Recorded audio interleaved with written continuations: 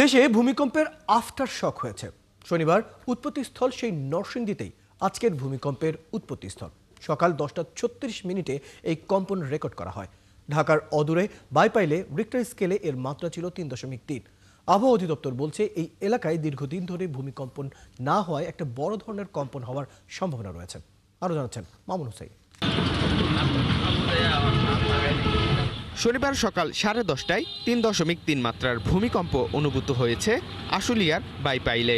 মৃদু ভূমিকম্প হলেও মানুষের মাঝে আতঙ্ক ছড়িয়ে পড়ে, কারণ 24 ঘন্টার মধ্যেই হলো এই ভূমিকম্প। আমরা খুব আতঙ্কের মধ্যে আছি, ঠিক আছে।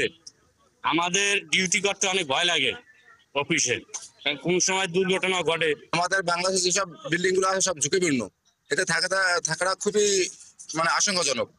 যদি বিল্ডিং বাংলাদেশে আর নতুন করে তোলে তাহলে ভূমিকম্প প্রতিরোধক বিল্ডিং তুলতে হবে।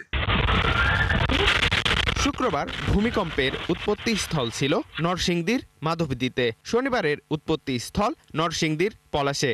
দুই স্থানের দূরত্ব মাত্র 10 কিলোমিটার। আবহাওয়া অফিস বলছে এটাকে বলা হয় আফটার শক। আজকে হয়েছে পলাশ নরসিংদীতে, যেটার দূরত্ব আমাদের এই আবহাওয়া অধিদপ্তর থেকে 29 কিলোমিটার, এটা উত্তর পূর্ব দিকে। আজকের ভূমিকম্পটা আসলে কালকে যেটা হয়েছে তারই আসলে আফটার শক হিসাবে আমরা এটাকে বলবো। ঢাকার নিকটে ভূমিকম্পর উৎপত্তি স্থল জানিয়ে মানুষের ভীতির শেষ নেই। ভূমিকম্প থেকে রক্ষা পেতে প্রস্তুতি নেওয়ার পরামর্শ বিশ্লেষকের। ভুল পদক্ষেপ নেওয়ার জন্য তারা দৌড়ে বেরোতে গেছে, যে মহাসিন হলে বা অন্য জায়গায় তারা লাফ দিয়ে পড়েছে।